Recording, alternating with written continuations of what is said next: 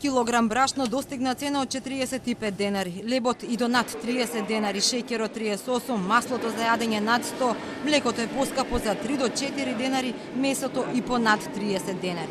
Или цените на основните прехранбени производи изминатиот период одат нагори до 30%. Но за владата во моментов немало ценовен шок. Министерот за економија Крешник Бектеши вели дека правеле анализи и кога ќе предвиделе дека може да има, тогаш ќе ја известеле јавноста и ќе преземеле мерки како замрзнување на цените и намалување на маржите. Во момент кога ние ќе предвидиме дека може да има ценовни шокови, навремено ќе известиме јавноста. Во моментот немаме такви податоци дека тоа може да се случи.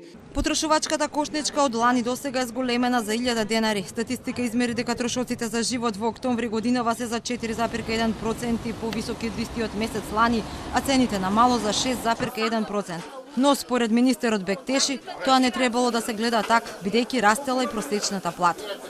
Во дел на зголемување на потрошувачката кошница, значи треба да има во предвид изголемувањето на платите и да се направи споредба во тоа колку било влијанието, а не само да кажеме дека вкупната сума на зголемувањето е 1000 денари. Синдикатите пак реагираат дека трошоците за живот растат побрзо од платите. Велат во стопанството пораснале само минималните плати и практично дошло до урамниловка. Работниците секако се жалат дека платата не им расте колку што се цените во продавница. Ние не може да бидеме задоволни со тоа што распонот на платите во индустријата тотално се доближува, идеме на, како се викаше порано во социјализмот, тоа на урамниловка.